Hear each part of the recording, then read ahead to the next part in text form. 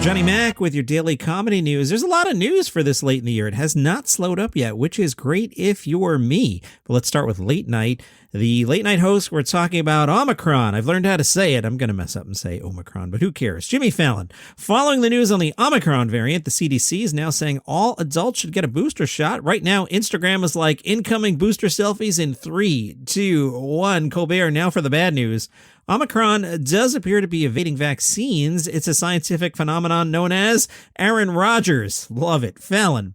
Well, guys, Pfizer and Moderna both say they're already working on vaccines for the Omicron variant, while Johnson & Johnson is cheering them on.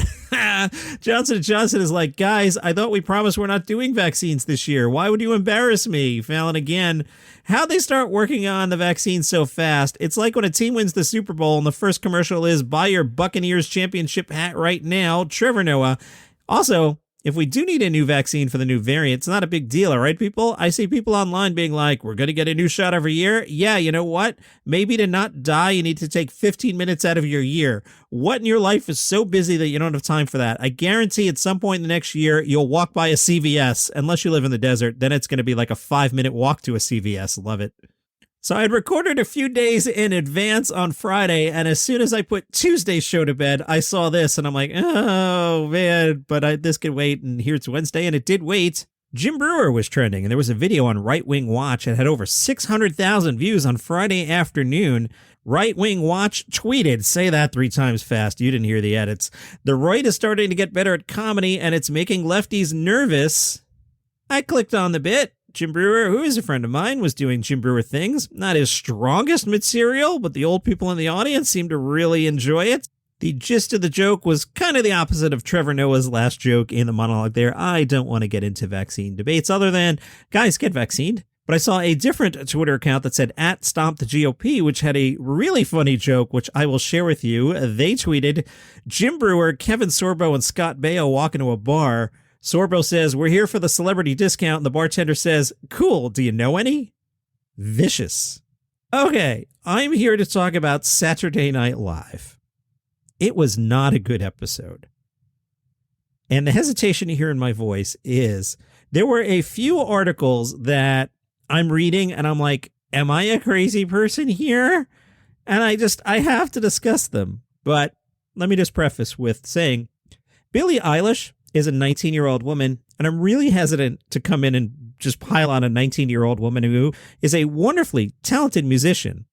But some of the articles making me wonder if I'm crazy. From The Blast, Billie Eilish dubbed natural comedian in opening SNL monologue. Timeout. Did you see the monologue? Billie Eilish is wonderful, talented musician, 19-year-old woman. But that monologue was terrible. Come on. We can both be positive about somebody's career and also realistic that the SNL monologue was terrible. She was bad in sketches. She was bad at reading the teleprompter. They tried to prop her up and put her in at least one, I think it was 2 pre-recorded things.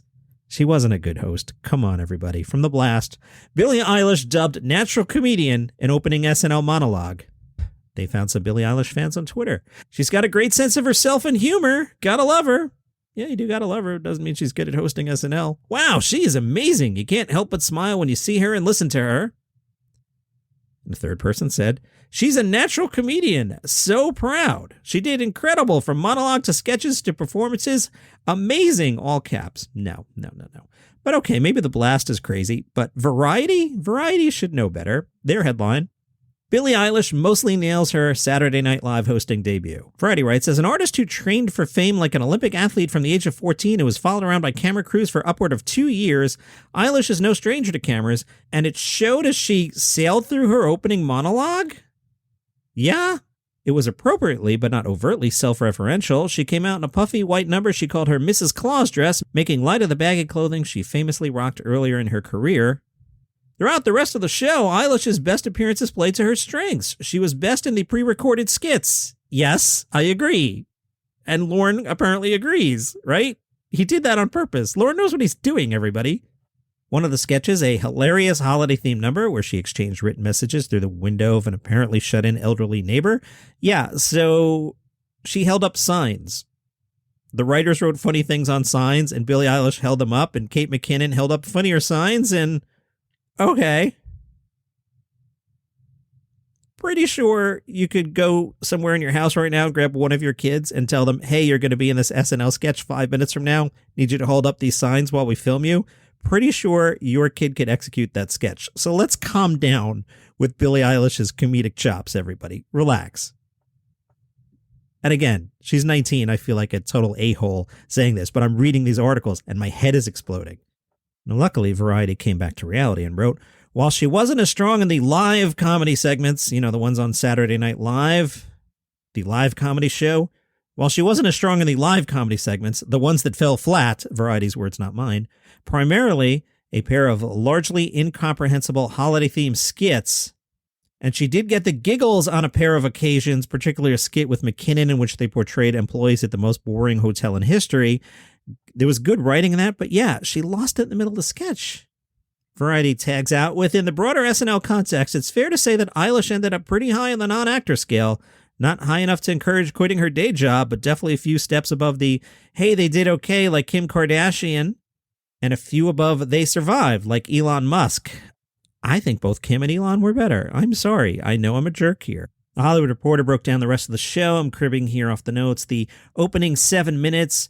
Oh, yeah, Kate McKinnon was back. She has now appeared in more SNL episodes this season than I have. 1. That's Kate's total. I haven't appeared in any yet.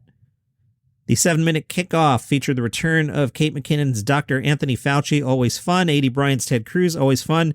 Pete Davidson's Andrew Cuomo, which I could watch all day. And Cecily Strong's Marjorie Taylor Greene. Cecily Strong having a great season, by the way. Then the monologue, which was terrible. The Christmas card sketch, which was terrible. The TikTok funny commercial, which I watched and I'm like, isn't this just what TikTok is? And I shared it with my youngest daughter who was like, I don't get it. That's just what TikTok is. Exactly. Hip Hop Nativity. That sketch was so bad. I was on the exercise bike while watching it and had to dive for the remote. I'm like, I can't even sit through this to kill time while working out. That sketch was terrible. Lonely Christmas ad, that was the pre-record with Billie Eilish at the window. That was good. Weekend Update, not good. Punky Johnson came on and did a character. Again, I dove for the remote, couldn't make it through it.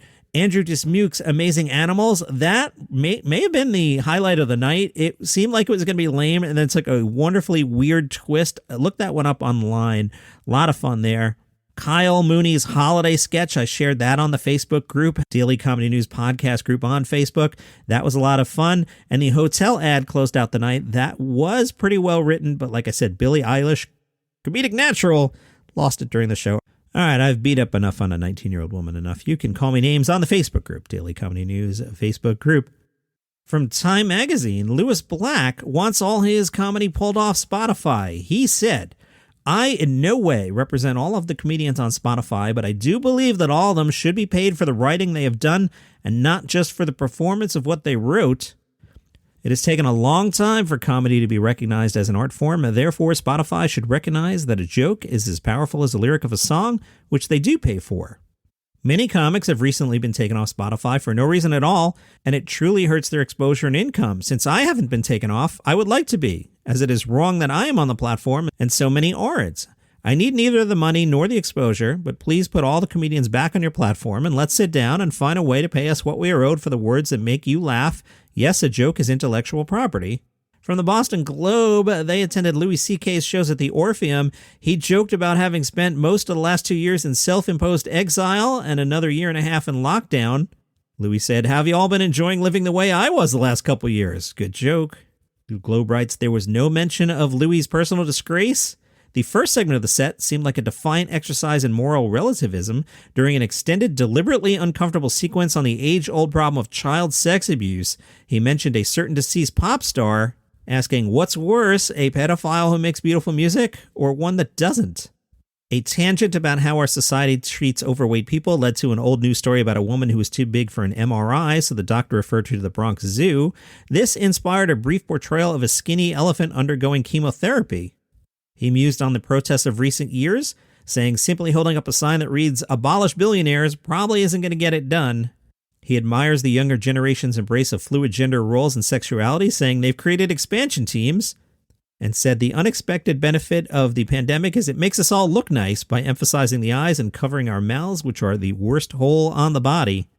Oh, I got a Pete Davidson thing, but we're getting along here. We'll save Pete Davidson's underwear for tomorrow. How's that for a teaser? But I got to tell you about the Golden Globes nominations. I'll only focus on the comedy ones here. Now, the Golden Globes have fallen out of favor. There was some controversy last year. Don't want to get into it here, but here are the nominees. Best TV series, musical, or comedy. Your nominees, The Great, Hacks, Only Murders in the Building, Reservation Dogs, or Ted Lasso. I love Ted Lasso, but I might have to give it to Hacks Season 1 over Ted Lasso Season 2. Best Actress in a TV Series, Musical, or Comedy, Hannah Einbinder for Hacks, Ellie Fanning, Issa Rae, Tracy Ellis Ross, or Jean Smart for Hacks. So you got to pick between Jean and Hannah. I kind of liked what Hannah did in that series. Best Supporting Actor TV, Billy Crudup, Kieran Culkin, he's really good. Mark Duplass, Brett Goldstein for Ted Lasso, that's your comedy, and Oh Young-soo for Squid Game. So it's a mixture of comedy and drama there. You kind of got to give it to Kieran Culkin, don't you? I know this is a comedy podcast, but I got to be real. Best TV Actor, Musical/Comedy Series, Anthony Anderson for Blackish, Nicholas Hoult for The Great, Steve Martin and Martin Short, both for Only Murders in the Building, Jason Sudeikis for Ted Lasso. Can I give it to Sudeikis again? NBC has canceled the telecast. There will not be a broadcast of it. They'll announce it in January. And I saw that some sites refuse to cover this thing at all. Hey, you can submit right now for the 2021 Worldwide Comedy Awards, but I'm telling you, like right now, submissions close December 17th. Check your calendar. Yeah, get moving. They've added several new categories this year with awards covering film, TV, audio, web series, and live comedy. I hear there's also a podcast award, but don't submit for that one because I did and I want to win. Dan Bublitz Jr., don't go submitting your stuff. Film, TV, audio, web series, live comedy, and podcasts, but don't submit for podcasts. Submission fees are waived for 2021, but you do have to pay the $2 online processing fee. The guys at the Worldwide Comedy Awards say you or someone you love could win a comedy award for $2 lousy stinking bucks. Again, submissions close December 17th. You go to worldwidecomedyawards.com. Submit your stuff, but leave the podcast category alone.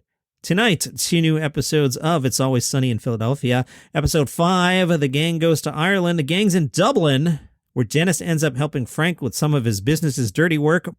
Mac and Charlie learn about their Irish heritage. Dee rushes to the set of an Irish soap opera where she will play obnoxious American MILF. Episode 6, The Gang's Still in Ireland. Dennis and Dee explore their new accommodations in the countryside. Frank accompanies Charlie to find the truth about Charlie's Irish childhood pen pal. Mac has an identity crisis and decides to join the seminary. Those sound like they could be good. I'm not sure how I felt about them going to Ireland, but reading those sound good. On Saturdays in December, I have been recapping season 15 of It's Always Sunny. Last Saturday, I did episodes 3 and 4. This Saturday, I will do episodes 5 and 6. There's pretty good buzz on Adam McKay's Don't Look Up. I'm itchy to see this one. Is it in theaters now? I think to qualify for awards. It'll be on Netflix December 24th. I'm itchy to see it, but I'm not that itchy to see it. Maybe Christmas Eve I'll put no, there's no way I'm watching that Christmas Eve because the wife's going to be like, we got to put President on the train. She'll give me chores. Maybe Christmas Day I'll watch it. We'll see. Adam McKay's Don't Look Up. Adam told the New York Times he tried 5 different ideas that will allow him to make a movie about the climate crisis, but nothing worked. He said, how do you tell the story, the biggest story in 66 million years without exaggeration? Biggest story since the Chicks Club comet, bigger than the Black Plague, bigger than Krakatoa. How can we be looking at the greatest story in human history, meaning climate change, but most nights I'm not hearing it talked about, or when it's talked about, it's in the 4th block or the 9th story down. Amen, brother. Times writes, one of the charms of Don't Look Up is that none of its characters are immune to the vanities of the media age. At one point, a high-minded NASA official who's trying to save the planet is pictured rejoicing that a pop star played by Ariana Grande has reunited with her boyfriend. McKay said, that's me calling myself out. I'm in no way above this. I really want Ben Affleck and J-Lo to find happiness together. And I'm really excited about what the next thing Taco Bell's going to make. Is it a burrito full of little burritos? Don't Look Up in theaters now, Netflix 12/24. This is getting long. I'll tell you about Amy Schumer's $30,000 tip. Might not be as cool as it sounds at first glance. Tell you about that tomorrow. If you enjoy what I do here, you can go to buymeacoffee.com/dailycomedynews. Dan Bublitz, who's not going to submit his podcast in that category because I want to win it. Dan Bublitz bought me 3 coffees last week saying, buy yourself and Glenn a beer at trivia. Well, tonight's going to be big trivia. My daughter's in town. She's coming to trivia, trying to get the wife to come. Glenn's going to come. I never bought Glenn a beer last week because we never made it to trivia, so I'm going to buy him 2, buy myself 1. My wife can pay for her own, or you can buy my wife a coffee, I guess. She doesn't drink. Buy her a coffee at buymeacoffee.com/dailycomedynews, but I'm going to take Dan's $15 and buy Glenn. I could do math here. 3 5/7 of a beer. How much is that? I don't know. I don't care. Buymeacoffee.com/dailycomedynews. Follow this show on Apple Podcasts, Google Podcasts, Spotify, Good Pods, wherever you get your shows. Tomorrow, Amy Schumer's tip and Pete Davidson underwear. You'll be back.